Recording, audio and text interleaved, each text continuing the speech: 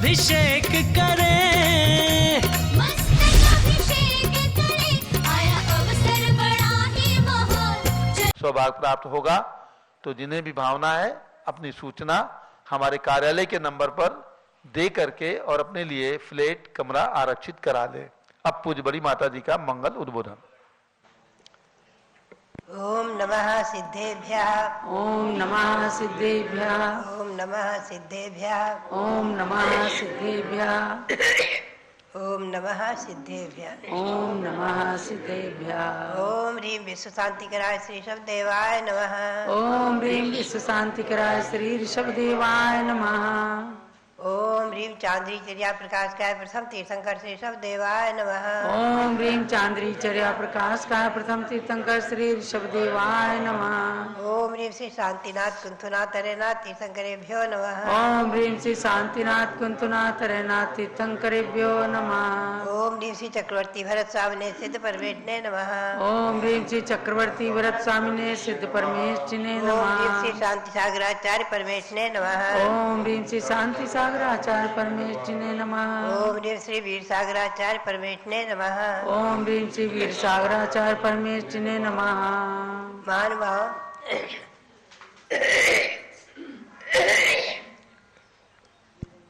जैसा कि श्री गौतम स्वामी ने साक्षात भगवान की दिव्य ध्वनि को प्राप्त करके उनकी सुन करके और जो कुछ भी कहा है वो उनकी वाणी आज हमारे और आपके पास में उपलब्ध है।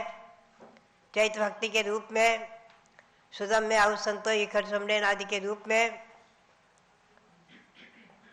और पाक्षिक प्रतिकोण दैवसिक प्रतिकोण आदि जो हम लोग पढ़ते हैं दंडक सूत्र उस रूप में मौजूद है। उसमें उन्होंने कहा है कि साक्षात भगवान महावीर की दिव्य ध्वनि सुन करके और मैंने बंधम मोक्ष इत्यादि का वर्णन किया है, उसी को आगे बढ़ाते हुए श्री कुंद स्वामी अपने नियमसार ग्रंथ में कह रहे हैं, मंगलम भगवान वीरो, मंगलम गौतमो गणी, मंगलम कुंद कुंदाद्याः जैन धर्मोस्तु मंगलम। नम्यून दिनम वीरम अनंतवर्णानुदंसन सहावम बोच्छामि नियमसारम केवली सुध केवली भणिजम। यहाँ मेरे सामने विराजमान है नियमसार ग्रंथ श्री कुंद स्वामी के द्वारा रचित। यह ग्रंथ यद्यपि मुनियों के लिए ही मुख्य रूप से है, मुनियों की चरणा इससे वर्णित है, फिर भी हम और आप इसमें से कुछ न कुछ समझें और ग्रहण करें। तत्वार्थ सूत्र में भी 9वें अध्याय में मुनियों के ही चारित्र का वर्णन है, फिर भी हम और आप उसे पढ़ते तो ही हैं।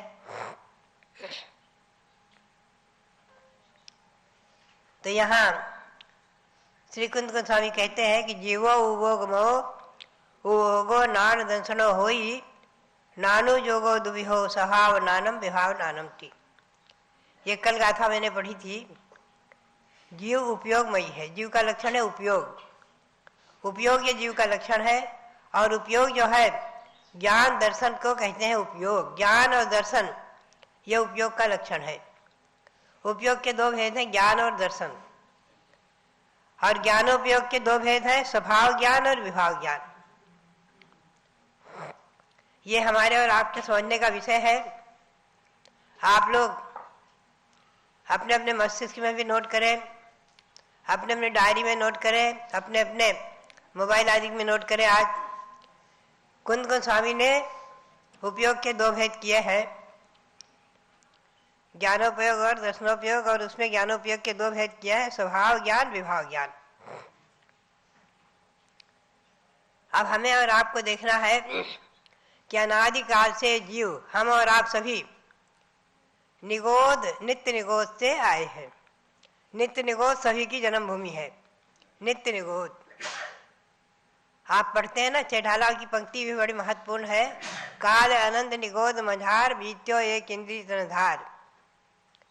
अनंत काल तक ये जीव निगोद में रहा और वहां एक इंद्रिय पर्याय है। एक इंद्रिय अवस्था है और एक श्वास में 18 बार जन्म और मरण हो जाता है। केवल जन्म लेना मरना, जन्म लेना मरना, जन्म लेना मरना, यही काम है और कुछ नहीं। जितनी देर में हम एक श्वास लेते हैं उतनी देर में वहां 18 बार जन्म और मरण हो जाता है। अब आप चिंतन करें, ऐसी अवस्था अनादिकाल से लेकर के अनंत काल निकल जाता है सब जीवों का। फिर भी श्री कुंद गोस्वामी सांत्वना के लिए कहते हैं कि वहां से निकलकर हम और अब मनुष्य पर्याय में आए हैं। और विचार करके देखा जाए तो शुद्ध निश्चय नहीं से हम और आप सभी शुद्ध हैं, सिद्ध हैं, सिद्ध भगवान के समान हैं। भगवान आत्मा, समय सार की भाषा में, नियम सार की भाषा में भगवान आत्मा, और व्यवहार नहीं से हम और आप संसारी हैं। ये ध्यान में रखो। निगोद से निकल करके और त्रस पर्याय पाना और मनुष्य पर्याय पाना बहुत ही दुर्लभ है। और मनुष्य पर्याय प्राप्त करके पुनः अगर उसे व्यर्थ गंवा दिया, मोक्ष मार्ग में नहीं लगे, मोक्ष की साधना नहीं की, निर्वाण को प्राप्त नहीं किया, तो पुनः निगोद में चले गए, फिर कैसे कौन निकालेगा? ये बहुत बड़े चिंतन का विषय है। एक ही उदाहरण हमारे ग्रंथों में उपलब्ध है, वर्तमान में धवला में, सटखंडा ग्रंथ में और अनेकों ग्रंथों में उपलब्ध है। मैंने उसे पाया है, आपको सुनाऊं कि 923, आप लोग ध्यान रखें, 923 जीव निगोद से एक साथ निकले, एक साथ नित्य निगोद से एक साथ निकले और यहाँ आकर के इंद्रगोप, बरसात में कीड़ा होता है लाल लाल इंद्रगोप, उसे मखमली कीड़ा कहते हैं, वो कीड़े हो गए एक साथ और हाथी के पैर के नीचे दबे मरे। और सबकी सब, कोई पुरुषार्थ नहीं है, कोई उन्होंने पुरुषार्थ नहीं किया है, कोई धर्म नहीं किया, कुछ नहीं किया है। चक्रवर्ती भरत के 923 पुत्र हो गए। इसी अयोध्या नगरी में 923 पुत्र हो गए। चक्रवर्ती के 96,000 रानियां थी, अनेक रानियों से पुत्र हुए, एक साथ 923 पुत्र हुए। और जन्म से ही वो गूंगे थे, बोलना नहीं जानते थे। अकस्मात भगवान ऋषभदेव के संवत्सरण में पहुंचते हैं और एकदम बोल करके स्तुति करने लग गए, भगवान की स्तुति में मगन हो गए, नाचने लग गए, नृत्य करने लग गए, भक्ति में विभोर हो उठे। तो भरत चक्रवर्ती ने प्रश्न किया, मुख्य श्रोता थे भरत चक्रवर्ती भगवान ऋषभदेव के संवत्सरण में। उन्होंने प्रश्न किया, भगवान यह मेरे पुत्र 923 सभी गूंगे थे, हम बहुत चिंता करते थे कि चक्रवर्ती के पुत्र होकर और ऋषभदेव के पोते पौत्र होकर के, तीर्थंकर के पौत्र होकर, तीर्थंकर के कुल में जन्म लेकर के, तीर्थंकर के घर में सरतोभद्र महल में जन्म लेकर के, अरे गूंगे क्यों हैं? बहुत आश्चर्य था। अरे बोल पड़े आपके संवत्सरण में, संवत्सरण की महिमा, संवत्सरण का चमत्कार, संवत्सरण का अतिशय।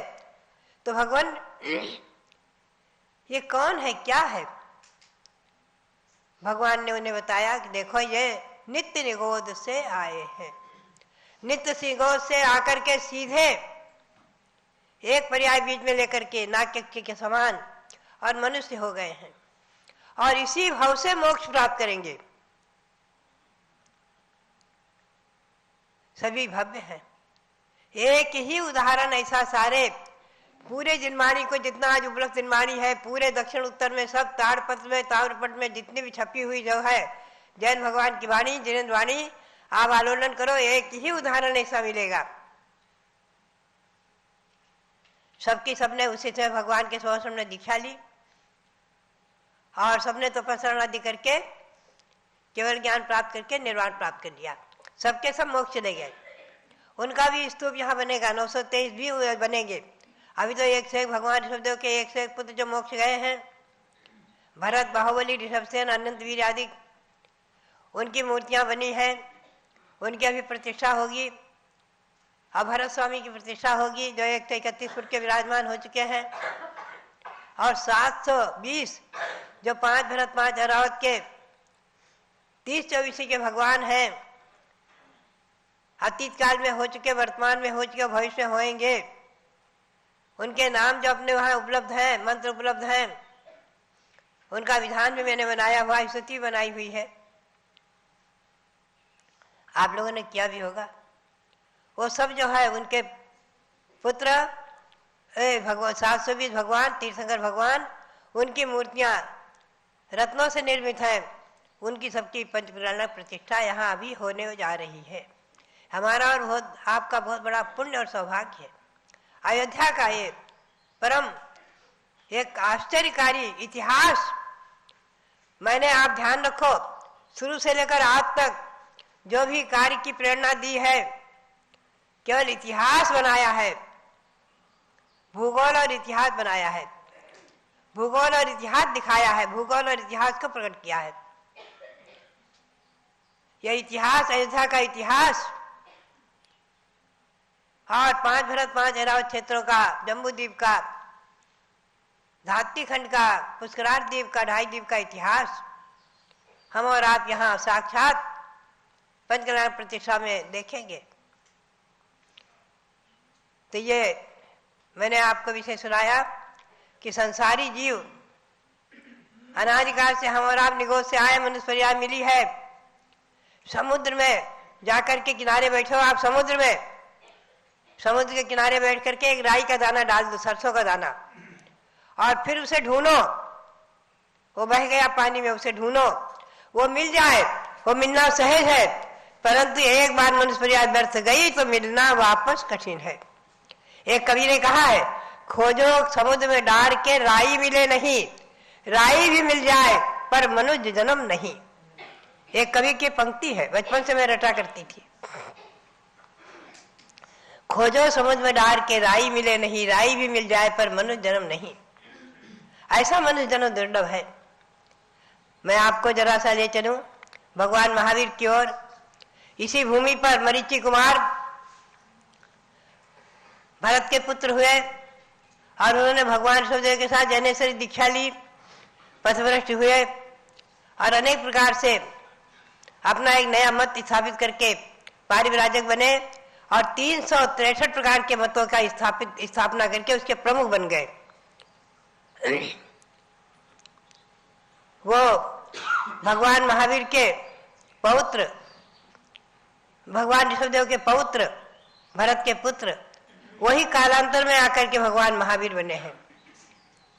उनका जीवन चरित्र में पूर्व भाव का सुना रही थी। इसी राजगृह में विश्वभूति महाराजा थे। विश्वभूति और उनके भाई थे विशाखभूति।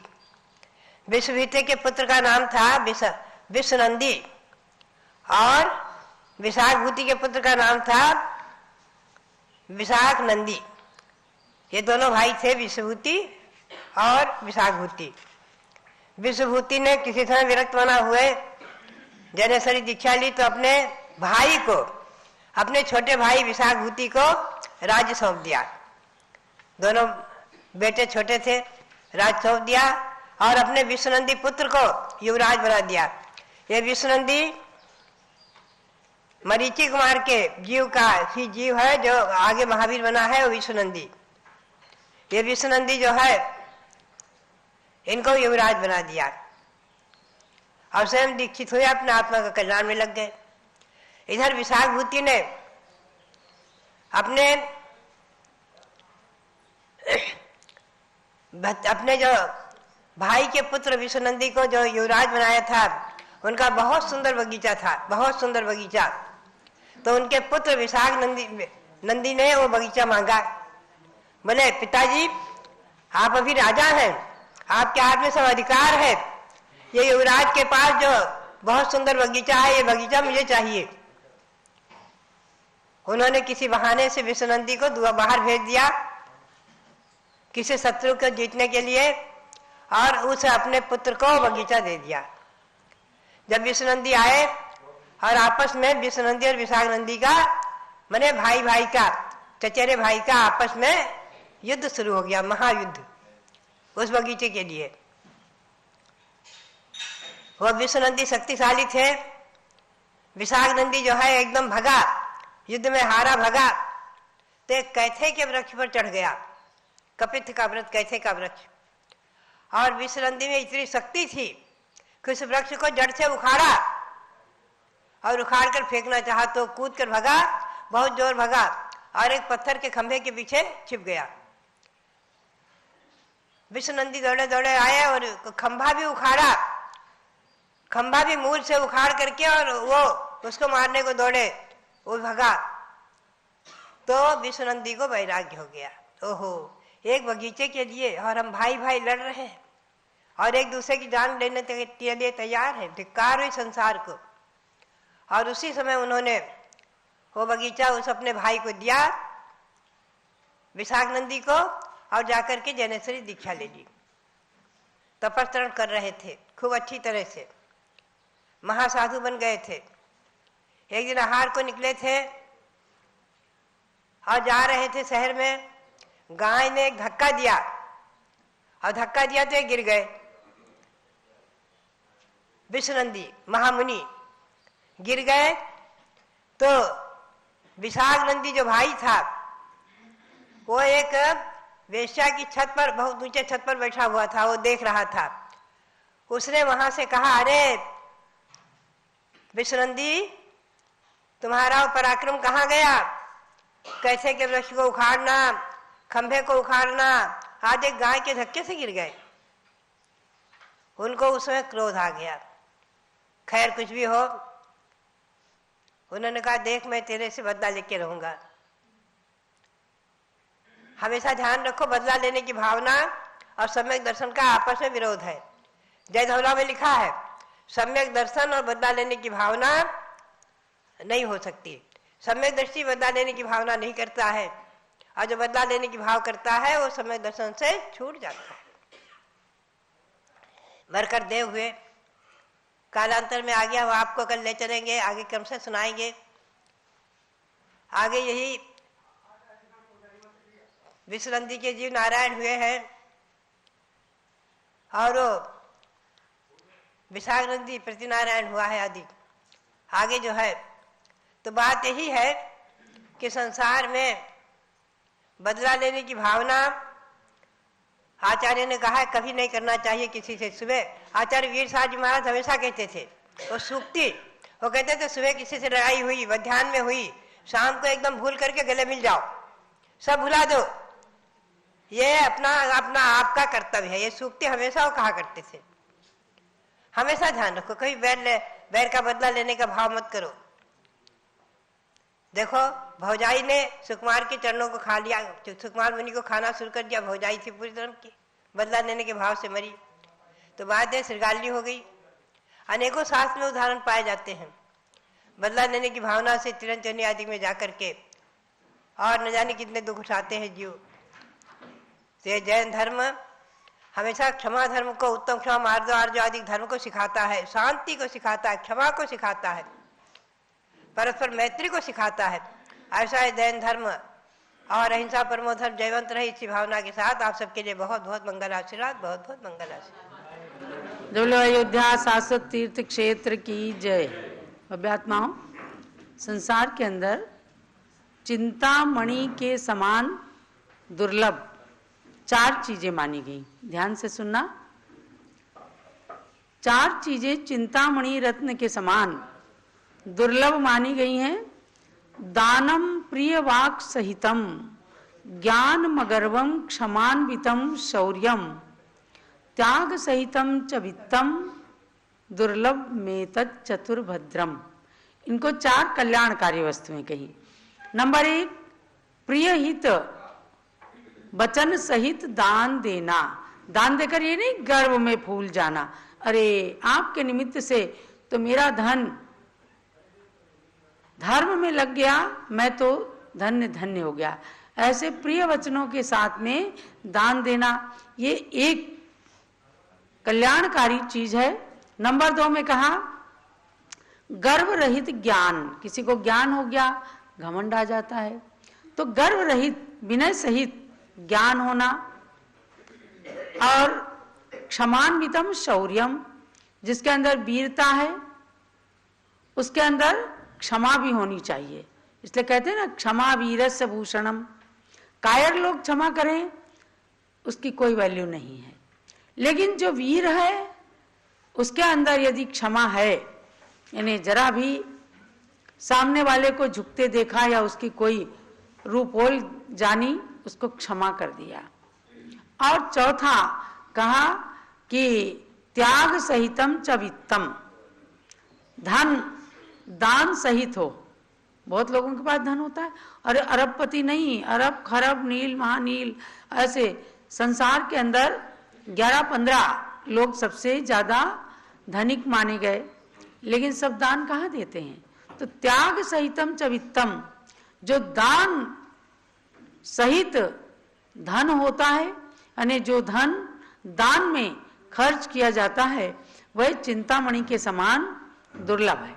तो 4 चीजें संसार के अंदर भद्रकारी, कल्याणकारी मानी है, और जो इनका सेवन करते हैं अर्थात इन 4 कल्याणों को जीवन के अंदर करते हैं तो वे महान भाग्यशाली होते हैं। तीर्थ अयोध्या की धरती पर भगवान ऋषभदेव ने खूब भंडार खोल करके सबको दान दिया था। उनके पुत्र चक्रवर्ती भरत थे,